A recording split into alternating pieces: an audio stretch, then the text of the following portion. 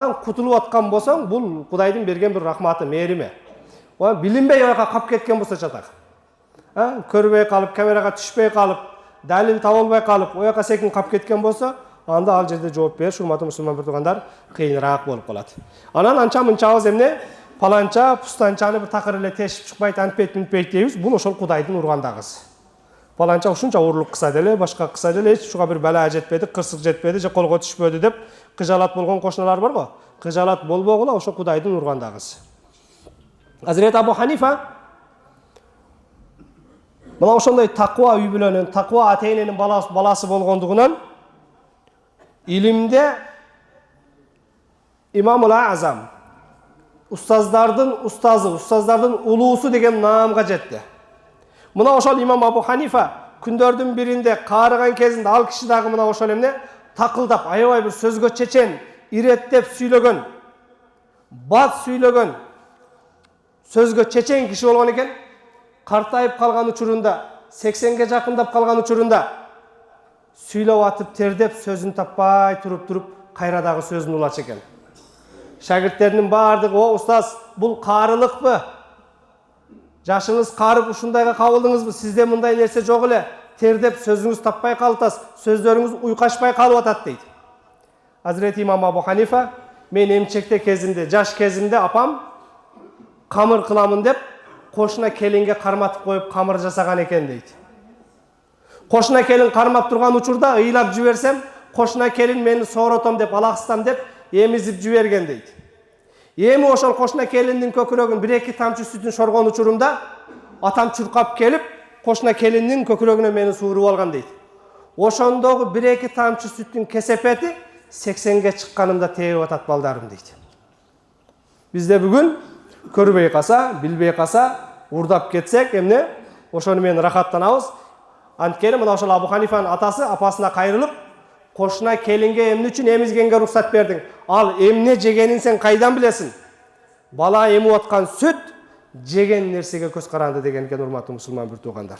Демек, бүгүн биз адамдар менен мамиле кылганда, соода сатык маселесинде мына ошол аябай бир аяр болушубуз керек, этиятташыбыз керек. Өткөн жумада сооданын эң бир берекелүү тармак экендигинин, пешене терден кийинки эң бир адал кесип экендигин, Кудай Таала сүйгөн кесиптердин бири экендигин, берекелүү кесиптердин бири экендигин айттык. Эгер ошол нерсеге арам аралашпаган болсо, жалган аралашпаган болсо, урматтуу мусулман биртугандар. Демек, эненин көкүрөгүндөгү сүт дагы мына ошол баланын калыптанышына, тарбияланышына түздөн түз таасирин тийгизеткен, өзгөчө жанакындай мал багып, сүтүн ичкендер, башка кылгандар, кымыз ичкендер дагы мына ошол атынын, уюнун, коюнун эмне жегенине дагы өзгөчө көңүл буруш керек. Бирөөдүн огородуна акырын коюп берип, тоюп келгенден кийин саап алып, бүгүн сүттү жакшы берди деп туруп, ошол сүттү ичкен дагы, урматтуу мусулман биртугандар, эрежеге сала турган болсок, бирөөдүн акысы экендигин эстен чыгарбайлы. Арам тамак бул дуалардын кабыл болушунан тосот. Саад ибн Абу Ваккас, пайгамбарыбыз саллаллаху алейхи ва салламдын тайкеси, пайгамбарыбыз: "Мына менин тайкем Саад ибн Абу Ваккас, силердин тайкеңер кана көрсөткүлөчү" дейт эле. Саад ибн Абу Ваккас пайгамбар саллаллаху алейхи ва саллам келип: "Я Расулалла, мага дуа кылсаң, дуаларым ушу Кудайдан неле сурасам заматта бере берсин" дейт. Мен ошондойчу адамга айлантырып койчу дейт. Кудайга дуа кыл: "О Кудайым, Саад О Раббим, Саад эмне сураса дагы бере бергин" деп дуа кылгын дейт. Пайгамбарыбыз саллаллаху алейхи ва саллам: "Ат'им мат'амака такун мустажабата дуа", жеген тамагыңды адалдан кылгын, сен айткандай сураган нерсең кабыл боло турган адамдардын катарына кошуласың дейт. Чындыгында Саад ибн Абу Ваккас мына ошондон кийин жеген тамагына көңүл буруп, дуасы кабыл болгондордун катарына кире, урматтуу мусулман биртугандар. Демек, өзгөчө ар кимибиз ар тармактабыз. Умар ибн Абдул-Азиз күндөрдүн биринде аялы бал берет.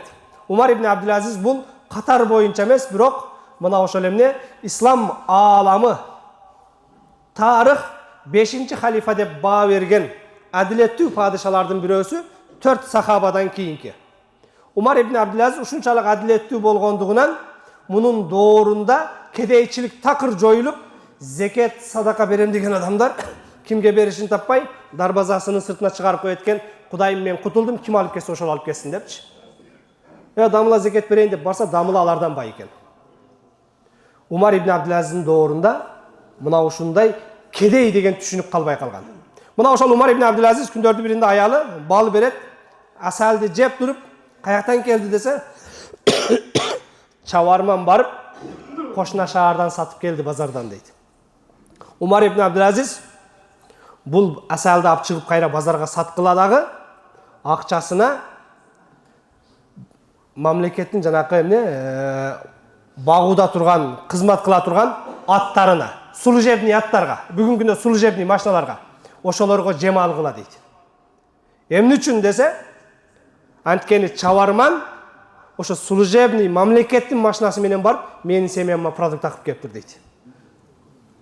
Бул кызмат үчүн миниле турган ат жеке менин үйүмө продукт үчүн минилип калыптыр. Мына ушул балды, асалды кайра саттагы ошол аттарга жем алгыла дейт. Бүгүн жанакы кызматтык унааларды бирөөлөрдүн жанакында экскаваторун айдагандар бар, тракторун айдагандар бар, КАМАЗын, фурасын айдагандар бар. Абайлаш керек. Жеке кызыкчылыкка айдабаш керек. Мына жанакы служебный унаалар дагы ошол ишке барып келгенге, бир ишти бүтүргөнгө, анан кийин закиска чыгып кетип калбаш керек аны менен. Урматтуу мусулман бир туугандар, демек абал нерсеге басым жасоо бул бардыгыбыздын мойнубуздагы жоопкерчилик милдет экен. Эми дүйнө жаралгандан бери эле адалдык тууралуу, тууралык тууралуу, бирөөдү алдабаш тууралуу, уурулук кылбаш тууралуу, кыянат кылбаш тууралуу баяндар, маселелер садиктен, мектептен, мечиттен, анан кээде ата-энеден айтылып эле келатат. Андан тышкары анча-мынча жанакындай удостоверениясы бары, дубинкасы бары, дубинка менен эскертип атат, урдаба, алба деп. Түрмө менен эскертип атат, сабак болсун башкаларга деп аны видеого тартып чыгарып көрсөтүп атат. Бирок ошого карабастан дүйнө жаралгандан бери уурулук, алдамчылык, бири-бирибиздин акыбызды алмай, кыянат кылмай токтобой келет, урматтуу мусулман бир туугандар. Ошол кыянатты, ошол уурулукту тилекке каршы өкүнүштүү акыркы жылдарда бүгүнкү күндө бүт жумага келгендер 5 убак намаз окугандар кылып аткандагысы өкүндүрөт, урматтуу мусулман бир туугандар. Кереметтүү Кур'ан инна солата танха анил фахшай вал мункар. Чындыгында намаз буузукулуктан, жаман иштерден, уурулуктан тосот дейт. Биздин намаздар тоспой атат. Бүгүн жумадан чыгып алып, каалагандай эле барып мурдакыдай эле бир ушуга чейин билбей жүрүппүн, токтотушум керек экен деген адамдар тилекке каршы ретке эле чыкпаган болсо, каалагандар унчукпастан акырын эмне боло берсе керек деп акырын жылып кетип атат. Же жумадан чыккандан кийин бүгүн мына мен эми бүгүндөн баштап уурулук кылбаймын, же ичпеймин, же жаңы жыл тоспоймун, же бирөөгө тийишпеймин дегендер эрлер барбы жокпу билбейм, урматтуу мусулман бир туугандар. Демек, кандай гана абал болбосун, жараткан Аллах Таала көрүп турат, билип турат деген түшүнүк ар бирибизге отуруш керек, сиңиш керек. Жараткан Аллах Таала көрүп турат, билип турат, мунун жоопкерчилиги бар дебей турган болсо, бул нерсе камера жок жерде, жетекчи жок жерде, аялың жок жерде, атаң жок жерде, энең жок жерде улана берет экен. Ибн Умар, Азирети Умардын баласы кой карап аткан койчуга барат дагы, бир риваят боюнча Азирети Умардын өзү деп айтылат. Кой караган койчуга барып, "О балам, ушу койлордон мага бирөөсүн сатпайсыңбы?" дейт. Койчу, "Койлор меники эмес" дейт. "Хазайынга койлордун ээсине карышкыр жеп кетти дейсиң" дейт. "Макул, койлордун ээсине карышкыр жеп кетти деймин. Бирок айын Аллах, Кудай каякта азыр" дейт. Аллах Таалага эмне дейм дейт. Сени көздү көрүп турган, жүрөктөгү сырларды билип турган. Кудай Таалага эмне деймин дейт. Ибн Умар бул баланын такыбалыгынан ыраазы болуп келип биздин доордо Кудай көрүп турат деп корккон койчулар бар экен деп койчуну сураштырса, ал ошол бир кою көп кишинин кулу экен. Койчу кайра Мадинага шаарга келгенге чейин Азирет Умардын баласы барат дагы жанакы койчуну хазайындан сатып алып, астындагы койлору менен кошо сатып алат. Кечинде койчу келген учурда эрте менен мен сага талаада кой сат дегенимде Кудай каякта деп айттың элең дейт. Ошол Кудай каякта деген сөзүң бүгүн сени кулчулуктан куткарды. Үмүт кылам ушул Кудай каякта деген сөзүң кыяматта тозоктон дагы куткарсын дейт.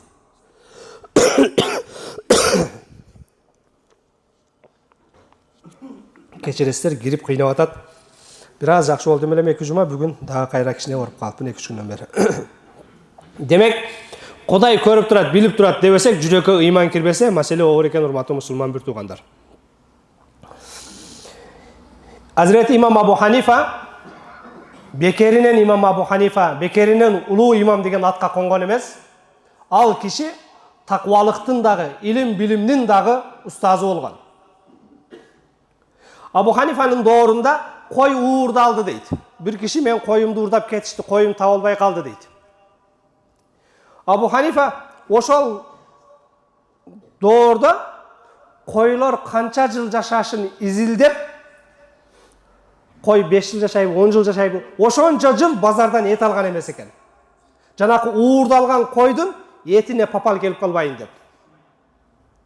Бизде бүгүн сен служебный айдайсың го, бензинди мага куюп берип кой, эртең барып дагы фирмадан толтуруп аласың, куюп аласың, экскаваторуң багыдан солярка бер, башка бер. Уурулуктун түр-түрүн айла-айласы менен кылабыз. Мына ошол уурулук уурдалган буюм экендигин билип туруп ошону алган уурулукка шериктеш.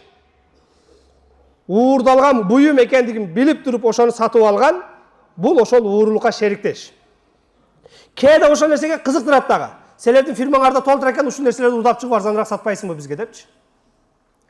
Hazreti İmam Abu Hanifa кой уурдалганда ошол жаңы туулган кой карып өлүп жок боткенге чейин 6-7 жыл базардан эт алган эмес экен. Ошол уурдалган койдун этине папал болуп калбайын, таквалыгыма, дуама, намазыма ошол дагы себеп болот деп. Биз бүгүн адал арам ылгабастан алдыбызга келгендин баарын жей бергендин айынан балким дуаларыбыздын кабыл болбой аткандыгы, жашообуздан берекенин кетип аткандыгы, урматтуу мусулман бир туугандар, ошонун баардыгы себеп болуп жүрбөсүн. Бул теманын баардыгы, урматтуу мусулман бир туугандар, мына ошол эмне биздин жашообуздагы адал туура жашашыбызга бир багытталган өткөн жумадагы соода сабагынын уландысы. Бүгүнкү сабагыбыз деле мына ошол бала тарбиясы дейт. Бала тарбиясы мына ошол кече өткөн жумадан бери биз айтып аткан тарбия ошол бала тарбиясы. Бирөөдүн акысын жебе, уурдаба, шылдыңдаба, басынтпа, адалдан эмне рызкы таап же деген сөз. Ошонун баардыгы бала тарбиясы. Демек, бүгүнкү темабыздагы ушуга эле уйкаш. Балдарга таалим тарбия берүүдө өзгөчө аталар балдардын акысын берип, андан кийин балдардан жакшылык үмүт кылыш керек. Азирети Умардан келди дагы, балам менин айтканымды кылбайт деди. Азирети Умар баласын чакырып сураса, атам өзү мага аталык кылган эмес дейт. Атанын өзү милдеттери бар дейт. Атанын өзүнүн милдеттери мени жакшы аялдан төрөтүш керек болчу дейт. Мени ыймандуу, салиха аялга үйлөнүп, ошонон төрөлүшүм керек болчу дейт. Мага жакшы ат коюшу керек болчу. Мага Кур'ан үйрөтүш керек болчу. Жана башка бир канча талаптарды коет. Азирет Умар жанагы атасына карап туруп, сенин бул балада эч кандай акылың жок экен дейт. Анткени сен балага кылышы керек болгон эч бир нерсени аткарбапсың дейт. Азирети Али баласы Хасанга кайрылып, балаңды 7 жашка чейин эркелет, кийинки 7 жашта тарбияла, андан кийинки 7 жашында балаң менен достой сырдаш болгун дейт. Демек, 7 жашка чейин эркелетиш керек экен, 14 жашка чейин тарбиялаш керек экен, 21 жашка чейин балдар менен дос сыяктуу сырдашыш керек экен. Аталар балдарга мээрин бергенде, эркелеткенде, сырдашканда ошол балдар өз алдынча кылмыштуулукка жана башкага бүгүн биздеги жанакы үрөй учуруп аткан окуялардын, кырсыктардын ошол балдар аткарбаш үчүн балдар ата-энелер менен эмне мээримине тоюп чоңоюш керек экен, урматтуу мусулман бир туугандар. Пайгамбарыбыз саллаллаху алейхи вассалам балдарга сүйүү менен, мээрим менен мамиле кылыш керек. Мээрим кылбагандар мээрим көрбөйт дейт. Пайгамбарыбыз саллаллаху алейхи вассаламга бир сахаба өзүнүн небереси Хусейнди өө болуп турса, "О Мухаммад, ушул дагы эркектикпи?" дейт.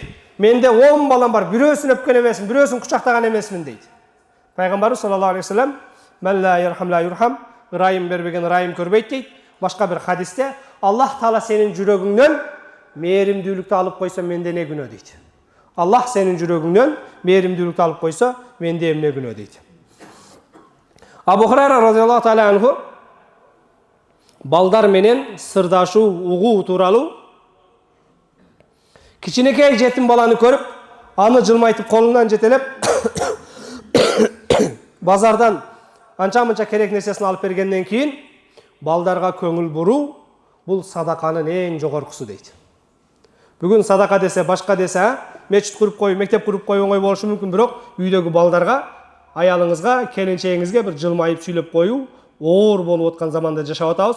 Урматтуу мусулман бир туугандар, садаканын эң чоңу бала чакага жылмайып сүйлөгөндө сылык мамиле кылганда экен. Саад ибн Абу Ваккас радhiyallahu taala анху баласына кайрылып, эч кимден кордук көрбөгүн, эч кимге кордук көрсөтпөгүн дейт. Бирөөдү кыйнава, өзүң дагы кыйналба дейт. Мусулман адам бирөөгө зулум кылбайт, өзү зулум дагы чекпейт. Ана мусулман жоош болуш керек, мусулман жөнөкөй болуш керек, мусулман сабырдуу болуш керек, мусулман адептүү болуш керек деп адам өзүн өзү кордотпошу керек. Өзгөнү кордобойт, бирөөдөн кордук көрбөйт. Саад ибн Абу Ваккас Аллахтан уялгын, адамдардан дагы уялгын, эч кимге кордук көрсөтпөгүн, адамдардан дагы кордук көрбөгүн дейт. Мындайча айтканда өзүңө тыңыраак болгун деген сөз. Абдуллах ибн Аббас радhiyallahu taala анху Пайгамбарыбыз саллаллаху алейхи вассаламдан пайгамбарыбыз аны төөнүн аттын аркасына учкаштырып алат эле. Жаш бала эле пайгамбарыбыз амекисинин баласы аркасында баратканда мына ошол эмне исламдын эң чоң аалымдарынан болушуна бир себеп болгон эрежени үйрөтөт. "О балам, Алланын акысын коргогун, ал дагы сени коргойт" дейт. Аллахтын урмат сыйын ордуна койгон, Кудай көрүп турат деп жашагын, жараткан Аллах Таала дагы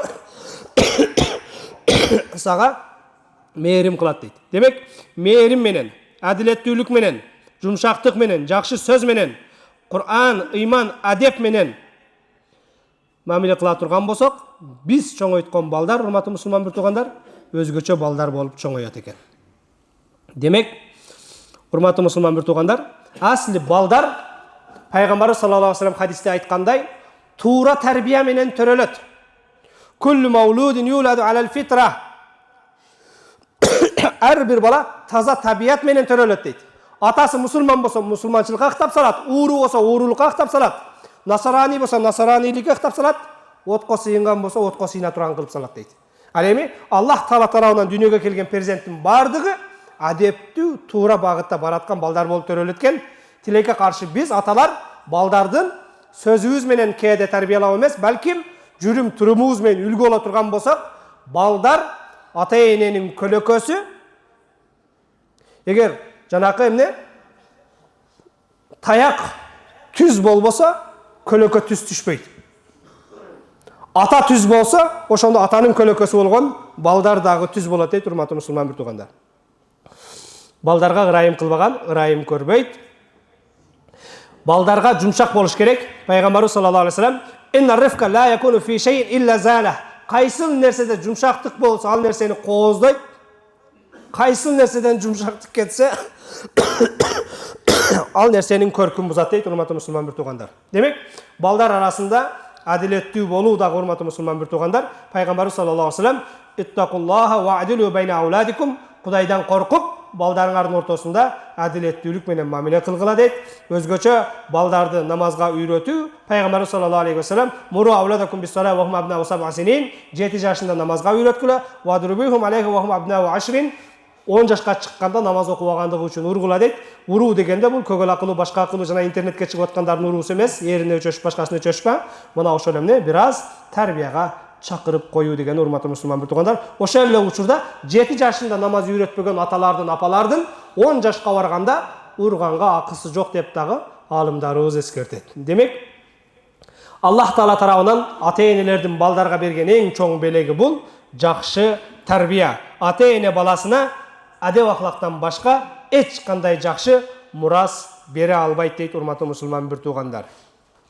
Пайгамбарыбыз саллаллаху алейхи вассалам кичинелерге урмат кылуу, чоңдорду урматтоо, кичинени ызаттоо тууралуу лейса минна ман лам ярхам сагирана ва юаккир кабирана, биздин кичилерибизге мээрим кылбаган, улууларыбызга урмат кылбаган бизден эмес дейт. Демек, кичинелерди бул менден кичинекей, менчелик көп күнөө кыла элек, менчелик көп уурулук кыла элек, менчелик көп туура эмес кадам таштай элек, мага караганда Кудайга жакын деп урмат кыла турган болсок, ал эми чоңдорубузду мага караганда көбүрөөк сооп иштери бар, мага караганда көбүрөөк намаз окуган, мага караганда көбүрөөк мешитке каттаган деп туруп, мына ошол эмне кичинени күнөөсү аз деп жакшы көрүп менен кыйын дешибиз керек экен, чоңду мага караганда сообу көп деп урматтап сыйлашыбыз керек экен, чоңдорду урматтабаган, кичинелерди ызаттабаган бизден эмес деп пайгамбарыбыз саллаллаху алейхи вассалам бизге эскертет урматтуу мусулман бир туугандар. Ата-эненин дагы балдар үчүн кыла турган эң чоң тарбиядагы орду бул мына ошол эмне балдарга кылган дуасы. Анткени ата-энелердин балдар үчүн кылган дуасы бул сөзсүз кабыл боло турган дуалардан. Саласу даъватин мустажабат, 3 түрдүү дуа бул кабыл боло турган дуалардан. Даъватул валиди ли валадих, ата-эненин баласы үчүн кылган дуасы бул кайтарылбай турган, Кудай Тааланын асына барганда заматта кабыл боло турган дуалардан дейт урматтуу мусулман бир туугандар. Сабагыбыздын башынан бери мына ошол эмне адамдардын акысы, кыянат, адал рызкы жөнүндө сөз кылдык, бала тарбиясы жөнүндө сөз кылдык. Урматтуу мусулман бир туугандар, жараткан Аллах Таала тарабынан аманат болгон балдарыбызды, кыздарыбызды адал рызкы менен багалы, адал рызкы тапканга үйрөтөлү. Мына ошолордуга өзгөчө өзүбүз тилибиз менен, сөзүбүз менен эмес, телефон чукулаба деп коюп өзүбүз телефондун ичинде жашап албастан, намаз оку деп коюп өзүбүз намаз окубай койбостон, сөгүнбө деп туруп өзүбүз сөгүнө турган болсок, бул тарбия эмес экен. Балдарга бүгүн биз сөз менен эмес, балким жүрүм турум жашообуз менен үлгү болуп тарбия беришибиз керек экен. Бардыгыбыз жооптуу болгон балдарыбыз, неберелерибиз бар. Жараткан Аллах Таала ошолорго татыктуу ата, татыктуу эне болгонду баарыбызга насип кылсын. Субхана раббика раббил иzzati амма ясифун ва саламун алал мурсалин валхамдулиллахи раббил аламин. Жараткан Аллах Таала өзүңдөн жалбарып суранарыбыз, ыйман исламда кадамдарыбызды бекем кылгының. Аллахым, бала чака багам деп жүргөн жалаң эркектер жума намазга келип олтурабыз.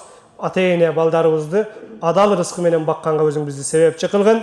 Аллахым, рызкыбыз асманда болсо түшүрүп берген, жерде болсо чыгарып берген, алыста болсо жакын кылып берген, жакындагы рызкыбызга берекеңди кошо бергин я раббана раббал аламин. Аллахым, балдарыбызга, кыздарыбызга татыктуу ата болгонду, үлгүлүү ата болгонду насип кылып, балдарыбыздын, кыздарыбыздын урмат сыйын көрүп жашаганды бардыгыбызга насип кылгын. Ва саллаллаху таала аля хайри Мухаммад ва аля алихи ва сахбихи ажмаин. Бирахматика я архамар рахим.